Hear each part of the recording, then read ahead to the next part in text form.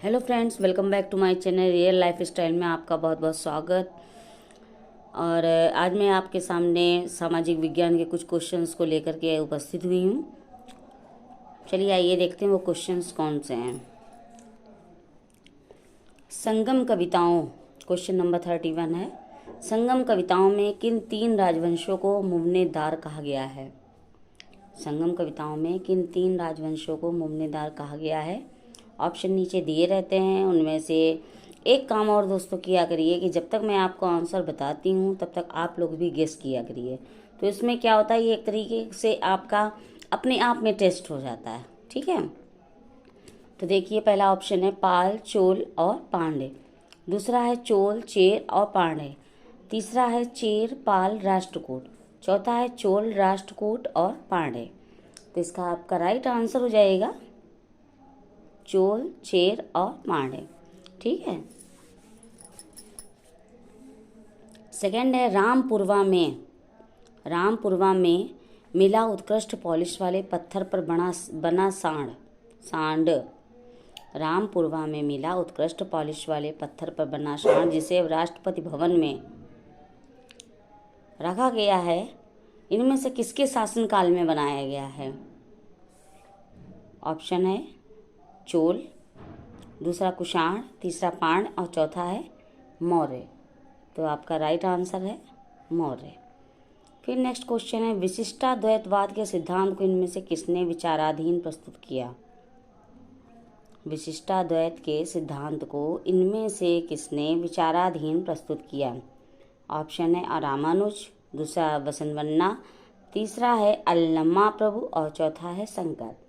तो आपका right answer है रामानुज। फिर नेक्स्ट क्वेश्चन है उद्योग के निम्नलिखित प्रकारों में से टोकरी बुनाई किसका एक उदाहरण है? निम्नलिखित में से उद्योग के निम्नलिखित प्रकारों में से टोकरी बुनाई किसका एक उदाहरण है? लघु आकार, संयुक्त क्षेत्र, बृहत आकार और सहकारी क्षेत्र। तो आपका राइट आंसर हो जाएगा लघु आकार। फिर नेक्स्ट क्वेश्चन है गणितज्ञ तथा खगोल शास्त्री आर्यभट्ट ने आर्यभट्टीयम नामक पुस्तक निम्नलिखित भाषाओं में से किसमें लिखी थी?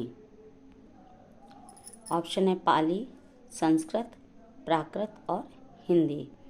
तो आपका राइट आंसर है संस्कृत। फिर नेक्स्ट क्वेश्चन है निम्नलिखित स्तूपों में से किस एक को उस स्थान के रूप में चिन्हित किया गया जहां बुद्ध ने पहली बार उपदेश दिया था?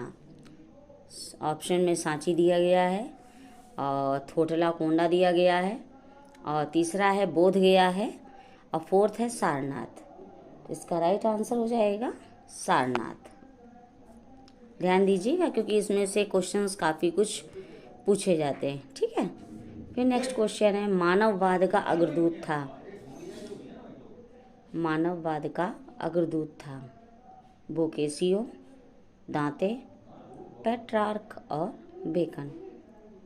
तो आपका राइट आंसर है पेट्रार्क। भारत में सिक्कों की ढलाई की जाती है, बहुत क्वेश्चन दोस्तों ये आता है। भारत में सिक्कों की ढलाई की जाती है कैसे? भारतीय रिजर्व बैंक द्वारा, भारतीय स्टेट बैंक द्वारा, भारत सरकार द्वारा और योजना आयोग द्वारा। तो राइट आंसर है भारत सरकार द्वारा। फिर नेक्स्ट क्वेश्चन है निम्नलिखित कथनों पर विचार कीजिए। महात्मा गांधी नरेगा भारत सरकार ने 2005 में लागू किया। महात्मा गांधी नरेगा भारत सरकार ने 2005 में लागू किया। देखिए इन कथनों पर विचार कीजिए। ठीक है। फिर नेक्स्ट है यह ग्रामीण परिवारों के वयस्कों को प्रत्येक वित्तीय वर्ष में 100 दिनों का रोजगार उपलब्ध कराने की गारंटी देता है। ऑप्शन कौन सा सही है? केवल एक सही है, केवल दो सही है, या फिर तीसरा एक और दो दोनों सही हैं, या फिर इनमें से कोई भी नहीं सही है, ना ये सही ना ये सही। तो फिर आप भी अपना टेस्ट अपने आप में लेकर के देखिए। मैं राइट आंसर आपको बताऊं उसके पहले आप खुद में अपना टेस्ट लेकर के देखिए कि इनमें से क्या है, कौन सा ऑप्शन इस पर बिल्कुल सही बैठता है। देखिए, वॉच कीजिए इस चीज़ को। इसका राइट आंसर हो जाएगा 1 और 2 दोनों ही सही हैं। ठीक है। फिर नेक्स्ट क्वेश्चन है, आर्थिक शब्दावली में किसी एक राष्ट्र में एक वर्ष में उत्पादित अंतिम वस्तुओं एवं सेवाओं के कुल बाजार मूल्य को जाना जाता है। इसका राइट आंसर देखने से पहले इसके ऑप्शंस को देखिए। सकल घरेलू उत्पाद के रूप में, सकल राष्ट्रीय उत्पाद के रूप में, राष्ट्रीय आय के रूप में और विशुद्ध राष्ट्रीय उत्पाद के रूप में। तो इसका राइट आंसर हो जाएगा, चलिए मैं ये बता दूं, सकल घरेलू उत्पाद के रूप में। फिर नेक्स्ट क्वेश्चन है, किस जनगणना दशक में भारतीय दशकीय जनसंख्या वृद्धि दर अधिकतम आंकी गई। दोस्तों क्वेश्चन करने से पहले क्वेश्चंस को बहुत अच्छे से रीड किया करिए, और जो मैं थोड़ा सा रुक जाती हूँ इसको आप समझ लीजिए, मैं इसलिए रुक गई हूँ ताकि मैं आप खुद में ये चीज़ को अपने जो आंसर आप मन में टिक कर रहे हैं या नोटबुक पे टिक कर रहे हैं उसको आप मेरे बताए गए आंसर से मैच करिए, तो आपको पता चल जाएगा कि आपका राइट आंसर क्या है। ये खुद में आपका एक सेल्फ टेस्ट समझिए इसको। ठीक है, तो देखते हैं, किस जनगणना दशक में भारतीय दशकीय जनसंख्या वृद्धि दर अधिकतम आंकी गई।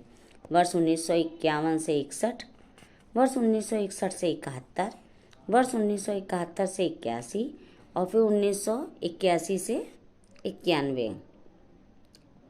तो इसका राइट आंसर हो जाएगा 1951 से 61। फिर नेक्स्ट क्वेश्चन है, मानव विकास सूचकांक के घटक हैं। मानव विकास सूचकांक के घटक हैं, ऑप्शन है जीवन प्रत्याशा, प्रति व्यक्ति सकल घरेलू उत्पाद और लिंगानुपात। दूसरा है लिंगानुपात, शैक्षिक उपलब्धि और शुद्ध पेयजल। तीसरा है जीवन प्रत्याशा, प्रति व्यक्ति सकल घरेलू उत्पाद और शैक्षिक उपलब्धि। चौथा है प्रति व्यक्ति सकल घरेलू उत्पाद, आधारभूत संरचना और लिंगानुपात। तो इसका राइट आंसर हो जाएगा जीवन प्रत्याशा, प्रति व्यक्ति सकल घरेलू उत्पाद और शैक्षिक उपलब्धि। नेक्स्ट क्वेश्चन है, निम्नलिखित में से कौन सा भ्रंशोत्थ पर्वत का उदाहरण है। निम्नलिखित में से कौन सा भ्रंशोत्थ पर्वत का, ऑप्शन है नीलगिरी पर्वत, दूसरा अरावली पर्वत, तीसरा सतपुड़ा पर्वत और चौथा है सह्याद्री पर्वत। तो इसका राइट आंसर हो जाएगा सतपुड़ा पर्वत। ठीक है। फिर है चौरी चौरा की घटना का संबंध जिससे है वह है। ये क्वेश्चन बहुत पूछा जाता है, इससे संबंधित क्वेश्चन कोई न कोई बनता ही है। चौरी चौरा घटना संबंध जिससे वह है कौन सा। असहयोग आंदोलन, सविनय अवज्ञा आंदोलन, भारत छोड़ो आंदोलन, क्रांतिकारी आंदोलन। ठीक है, तो इसका राइट आंसर हो जाएगा असहयोग आंदोलन। ठीक है। फिर नेक्स्ट क्वेश्चन है, सिलवासा राजधानी है। सिलवासा राजधानी है, ऑप्शन है लक्षद्वीप की, सेकंड है दादरा एवं नगर हवेली की, दूसरा है दमन एवं दीव की और फोर्थ है अरुणाचल प्रदेश की। तो इसका राइट आंसर हो जाएगा दादरा एवं नगर हवेली की। ठीक है, तो दोस्तों आज के लिए इतना ही रखते हैं। उम्मीद करते हैं आपको क्वेश्चंस अच्छे लगे होंगे और आप इन सबको वॉच करते होंगे। कल फिर मिलते हैं सेम टाइम पे। Okay, bye bye.